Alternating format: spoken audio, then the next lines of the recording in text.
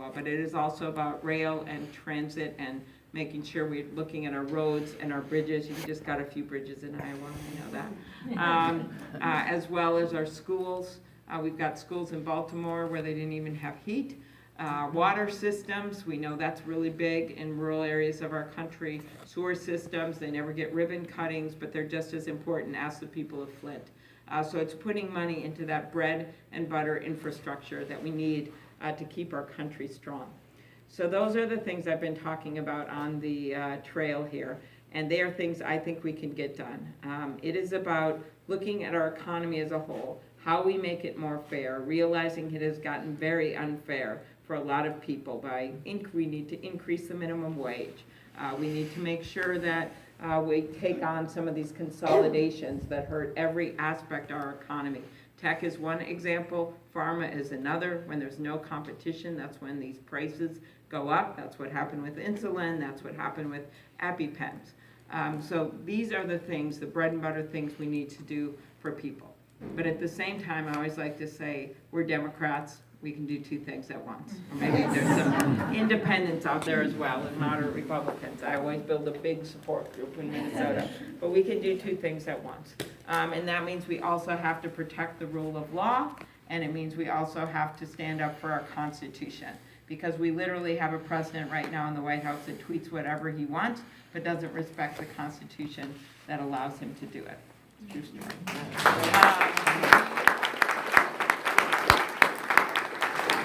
That is why I have been so focused this week on getting Bob Mueller to come and testify in Congress, so we can get to the bottom of what happened.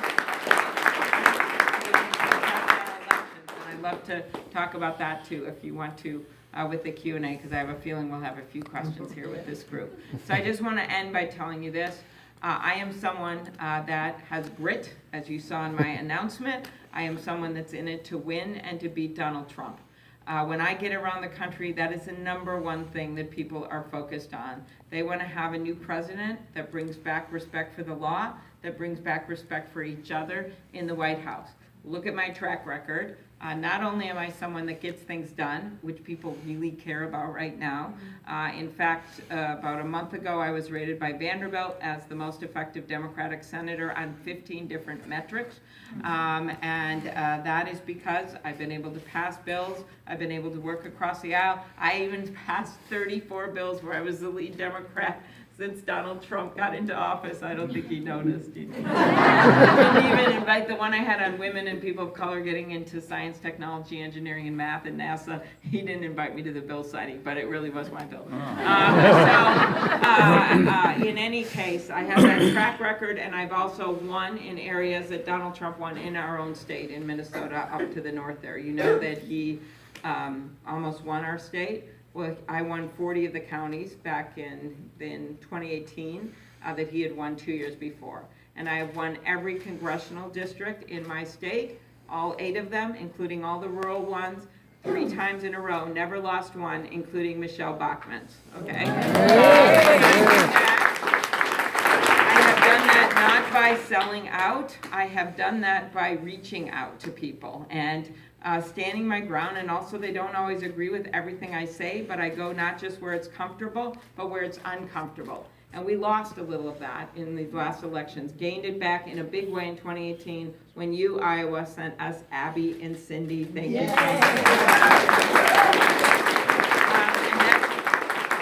That is the story, and that's the energy that we're going to be bringing into 2020. That's the energy, because we were able to take districts that had been held by people that were supporting this backwards view of where we needed to go as America, and we were able to put in people that wanted to move forward. That's what happened. It was that simple in 2018. And I'm in it to win. I'm a little bit of an underdog here and there, so maybe a few of the candidates are more well-known, I know that. I always like to point out that in the end, in the long haul, A comes before B. There's a lot of B's in the race, I know that. A comes before B. I have managed to win all my races at ones that people didn't think I was going to win, including against a congressman when I first ran for the U.S. Senate. And he had a lot more money that he raised than me. But I just decided I would do anything to call anyone I knew in my life, because no one returned my call because they couldn't pronounce my name. And that was what I set, what is still an all-time U.S. Senate record. I raised $17,000 from ex-boyfriends. And that's for you college students to remember that you try to keep good relations, all right? Because you never know what's going to happen and how well they're going to do. As my husband has pointed out, it's not an expanding base, you know. So that's what I'm doing. So I would love your help. I would love your support. You can donate. You can help us at amyklobuchar.com. But let's get a few questions, and thank you so much for coming. Yay!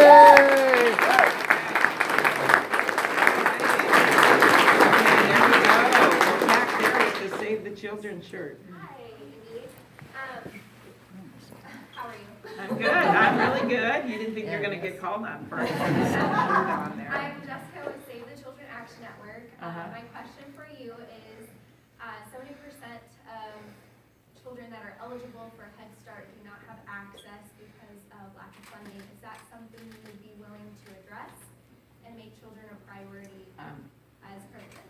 Yes, and I have always been a big believer in preschool and in getting kids childcare and everything else they need. That's one of these big inequities in our country, and kids, you can just track it. If they have been around people that talk a lot and are willing to have the time and are willing to work with them, they learn a lot of words.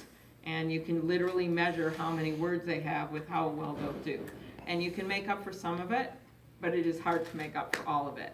And that's why Head Start is such a good idea. That's why preschool, I believe in all-day kindergarten. I believe in making sure that we can make this affordable for parents. And of course, some of it is for low-income families. And then some of it, there's a bill that I'm on with Senator Patty Murray leads, that you look at some of the people up to, if it's over 7% of your income on preschool, then you should be able to get help affording it. And it's looking at it that way to make sure we're targeting the help to make it available to more people. So that's what makes sense to me.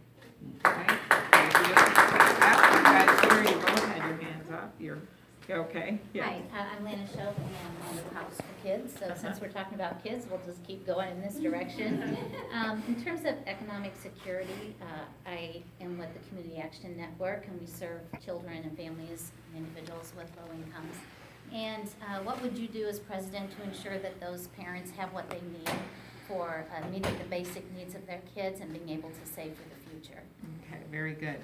A lot of we have right now, you're talking about like saving for the future for your kids now and then retirement and things like that. Is that what you mean?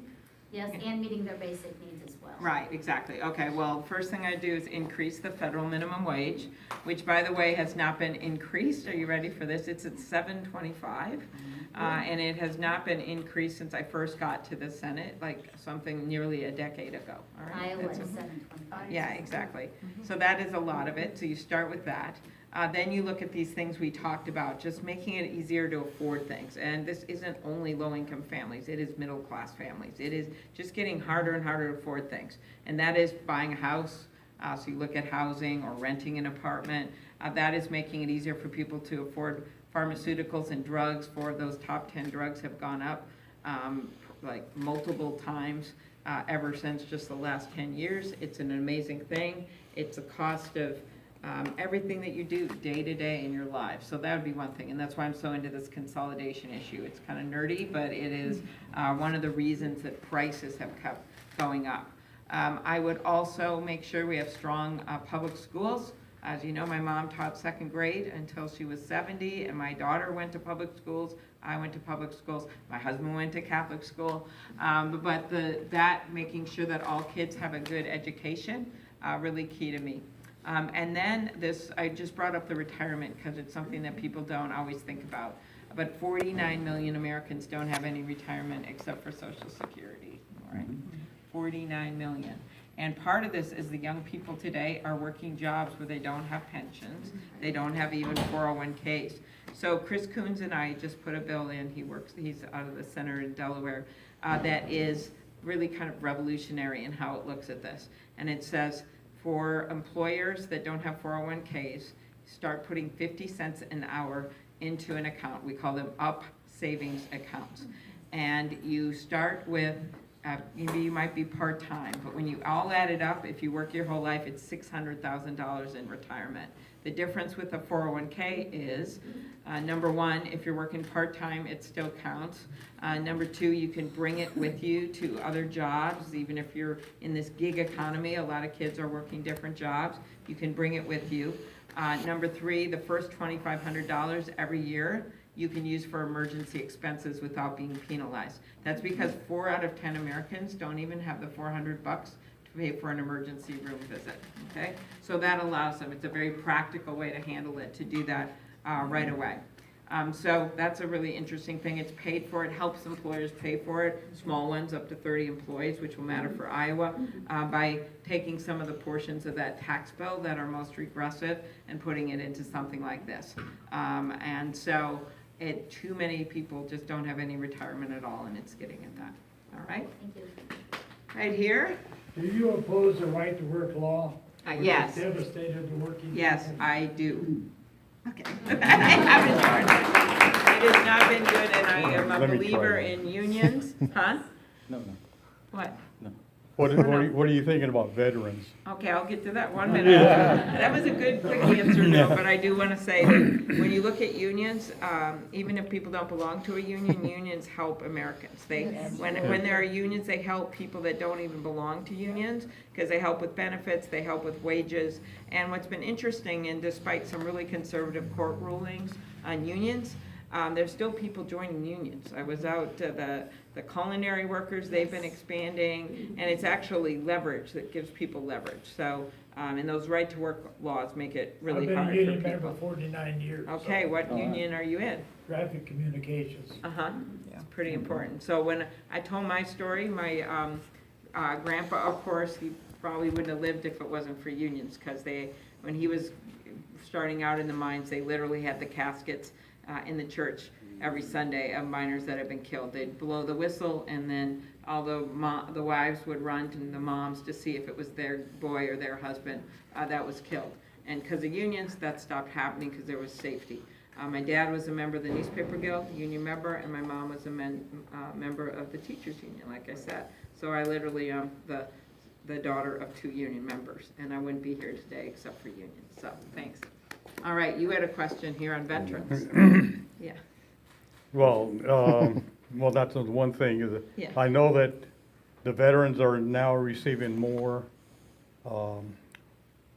government help than normal, than everything. And I think, where are you standing on that? Okay, well, I think when you sign up to serve and there's not a waiting line, when you come home and you need help, there shouldn't be a waiting line. I think you should be able to get a job, and you should be able to go to school. And one of the saddest things about this last decade, when we were in that downturn, is the veterans actually had, the new service members coming back from Iraq and Afghanistan had a higher unemployment rate than people that were here, because they lost their jobs and then they went over there. So I think we've done better on that. Like you point out, there were huge problems with Walter Reed and some of the healthcare facilities, and there's still problems with delays at a bunch of our VA facilities, and we can always do better, and that's what we're trying to do. So, okay, all right, very good. Let's see, how about way in the back, in the red, white stripes? There you are. So I know a lot of people didn't vote for Hillary Clinton just because she was a woman. How do you plan to address that? Because Okay. you are a woman. I've been trying to hide it. Oh, man, you're really like, whoa. Okay. Well, my answer to that is that women, actually, when you look at our numbers in 2018, we were the ones that won. Look at Cindy and Abby and what happened there, right? So there are a lot of people that want to put women in positions of power. Now, that being said, how I'm going to run my campaign is not based on that. I'm proud to be a woman candidate. I always like to say we've got a lot of women running, so may the best woman win. But I think that you've got to run on your record and your ideas. That's why I do things like that. I had in my own, it's just based on my own experience in Minnesota, and you have now finally elected these women to Congress in Iowa. But based on my own experience in Minnesota, we had real trouble electing women statewide for a long time, way back. We had one woman, by the way, in Congress named Koya Knudsen. She was a rural woman. She was very strong. She was the first woman elected out of our state. She's doing a great job, and then her opponents get her husband drunk. He had a drinking problem, and they got him to write a letter to the newspaper that said, "Koya, come home," that he needed her to clean the house. True story. And then she lost her next election to a 6'3" man named Odin Langdon, whose slogan was "a man-sized man for a man-sized job." Okay, that's a sorry history. All right. So that happened, but then what happened was we started running women across state. So there were 2 women that ran before me. They're both qualified each decade for Senate in Minnesota. They lost. So when I came along, I got that same question. Everywhere I went, especially in our small towns, and people would say, "We really want to win, and can a woman win?" And so this is how I'd answer it. I go, well, a woman won in Texas, right? There was a Republican woman there. And I said a woman, and also, of course, Ann Richards had won. So I said a woman won in Texas, so I think we can elect a woman. I do. And I'd be in these halls, the union halls in northern Minnesota with steel workers, and they're kind of like this. And then I finally said, you know, I am running on what I want to do in the Senate, what I want to do in Washington. And I'm running on what my record and what I have done in law enforcement or other things I've done. And then I said, which is a weird thing to say, but I used to say it honestly, I wouldn't do it now. I said, and the last time I checked, half the voters were men. So if I just run as a woman candidate, I wouldn't win. And the men would they go, yeah. But I think crudely what I was getting at was the fact that people just don't want to hear, oh, be the first one, and this is why you're in there. They've got a lot of problems in their lives. They care about that. That's cool to have the first person. When you think about Barack Obama, when he ran, I mean, that was amazing. He was the first African-American president, but that's not what he talked about every single day. He talked about bringing our country together. So I do think it's really important and I have, as I said, I've won in a bunch of rural areas. I've won with a bunch of men who voted me through the years, and it is because I have been straightforward and I've talked about the things that matter in their lives. And I think that's true if you're a woman candidate or a man candidate, and that's how you got to win. And the other thing I'll say is in terms of taking on Donald Trump, 2016, no one knew how to run against Donald Trump. Hillary Clinton was a strong candidate. I was here in the debate, one of the debates she did in Iowa. She did an incredible job, and she did an incredible job in the debates with him. She really did. And she had good policies, and she would have been a great president. But what we learned from that is he wants to dominate the news every single day. That's right. He wants you to go down every rabbit hole with him, and he picks some wedge issue that he knows will either divide our party or divide us from people, and he brings it up. And yeah, you got to stand your ground and say you're wrong, but you can't let him dominate the news every day. That's what he wants. And so the way I look at it is, one, you've got to keep on an optimistic economic agenda, right? So I lead with infrastructure, because on election night, I watched. I remember, who doesn't forget that night? I watched, and he brought up infrastructure. He hasn't done anything about it. This week again, now he said he wants to do $2 trillion, but he doesn't show how he's going to pay for it at all. The first time he said $1 trillion, because who cares, right? The debt, he doesn't seem to care. And then he doesn't show how he's going to pay for it. So I think that, one, we have to have our own optimistic economic agenda. Two, when he does stuff, sometimes you stand your ground. When I was here in Iowa, when he went after John McCain, who'd been dead for 8 months, right? John McCain, my friend, he goes after this veteran, he goes after this brave person when he's not even there to defend himself anymore. So I said what I thought about that. Yes, you stand your ground. But then the third thing is, sometimes when he says stuff, you can use humor, because the whole thing is so absurd, and it puts him in his place. So when I announced in the middle of that blizzard, and he tweeted out at me, and I thought, well, now I've arrived, man. He tweeted out at me about making fun of me for talking about climate change in the middle of a blizzard. I said, well, you know what? I wrote back, tweeted back, the science is on my side, and I'd like to see how your hair would fare in a blizzard. Mr. Umbrella Man! So I do think that's part of it, because it's so absurd what's going on, and people actually think some of the stuff he does is funny. That they do. I'm telling you, they do. They did when he was running. And so you've got to be able to respond, and you've got to be able to take him on in that way. So that's my answer. All right.